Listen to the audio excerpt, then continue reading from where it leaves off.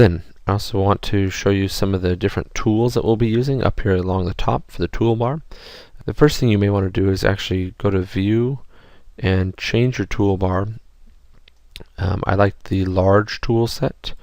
I find that that can be kind of helpful. And then you can uncheck the Getting Started one and hit Close. And this has a few more tools on it, but some of them we will use and some of them we won't. So I'll actually start with some of the View tools. The Orbit tool is a very useful one. That lets you orbit around your object and look at it from the different sides. The Hand tool is going to let you pan, which means you can move the camera left and right or up and down. And Zoom is going to let you zoom in. I don't usually use this tool because you should have a wheel on your mouse, and you can actually just zoom in and out with the wheel on the mouse. Nice thing with this is wherever you put the mouse, that's where it's going to zoom. So if I wanted to look at this corner real closely, I set the mouse on that and zoom in. If I want to look at this corner, I set the mouse on that and zoom in. So that can be pretty helpful. A nice little tool is the zoom window. So if there's a specific part of your car you want to look at, you just draw a box around it and it'll automatically zoom you into that spot. And then the opposite of that is the zoom extend, and that's going to zoom to fit your entire car back in the picture. So if I click on that, it brings the whole box back into view. Working our way through some of the other tools, the select tool is one you're going to use a ton. That's how you click on different parts of your car. You can click on entire faces, or you can actually click on specific lines. And a trick that kind of works for most computer programs, if you want to grab more than one piece at a time, you can hold down Control and select 3 pieces at the same time. I actually normally use Shift when I'm working in SketchUp because Shift will add or subtract. So if I accidentally click a piece that I don't want, I can click it again to take it off. And Shift basically does the same thing as Control, except you can click on a piece and then click it again to remove it from your selection. To deselect pieces, you can usually just click on the background somewhere and that will let go of them. Alright, the eraser tool is one we'll be using, and you can click one at a time on pieces to erase them, or I like to just click and hold the eraser down, and as I drag it over, you see the lines become blue. That means those lines will be erased. So when I let go, it's going to erase all of that stuff that I dragged the eraser over. The rectangle tool is great if you want to draw rectangular pieces.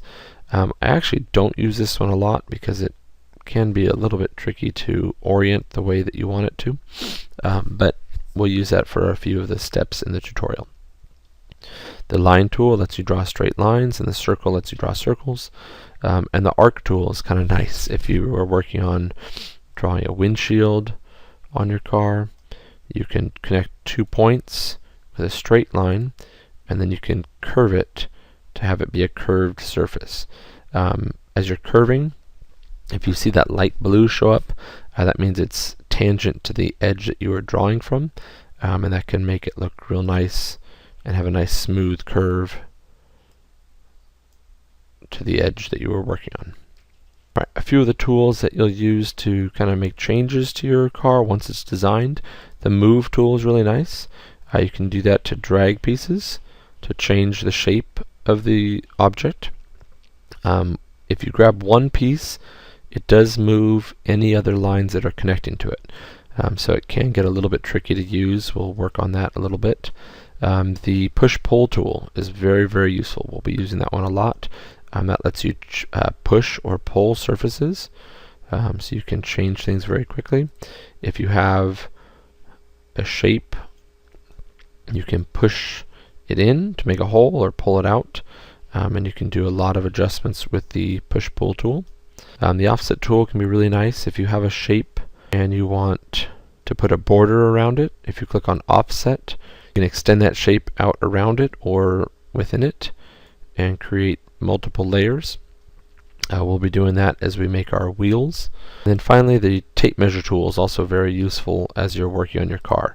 You can make measurements as you're working by dragging the tool, and it'll show you exactly the length of each piece, and that can be really helpful as you're designing your car. I also want to show you the measurement box down here. That can be very useful as you're working, as you're drawing a shape. It'll tell you the dimensions of that shape as you're creating it. As you're drawing a line, it tells you the length of the line as you're drawing it. We'll be using that a lot as well as we're working.